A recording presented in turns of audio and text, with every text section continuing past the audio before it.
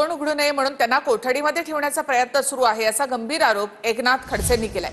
तर प्रफुल्ल लोढांना खडसे आणि मोठ्या साहेबांनी अडकवलं असा आरोप प्रफुल्ल लोढा यांचे चिरंजीव पवन लोढा यांनी केला आहे। महाजन यांच्या संदर्भामध्ये आमच्याकडे काहीतरी आहे असं खडसेंना वाटतं असा दावा सुद्धा पवन लोढा यांनी केलाय। लोढांकडे असलेले जे काही मटेरियल आहे त्याने इतरांना देऊ नये आणि त्याने तोंड उघडू नये म्हणून त्याला वारंवार कस्टडीमध्ये ठेवण्याचा प्रयत्न आहे।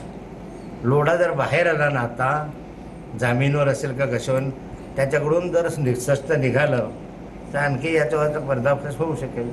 हे गुन्हे सगळे खोटे। हे जे अटकवलेले आहे ते एकनाथराव खडसे प्लस मोठे साहेब, साहेबांचं नाव नाही घ्यायचं, त्यांनी अटकवलेलं आहे। मोठे साहेब कोण? त्यांना असं वाटतं की आमच्याकडे काहीतरी आहे भाऊंचं, गिरीश भाऊंचं, म्हणून त्याच्यामुळे हे पेन ड्राईव्ह वगैरे CD वगैरे जे आहे ते माझ्या कामाचे होते सगळे, ते घेऊन गेले। त्यांना काय सापडणार त्याच्यामध्ये? आमच्याकडे ॲक्च्युली काही नाहीच आहे ना।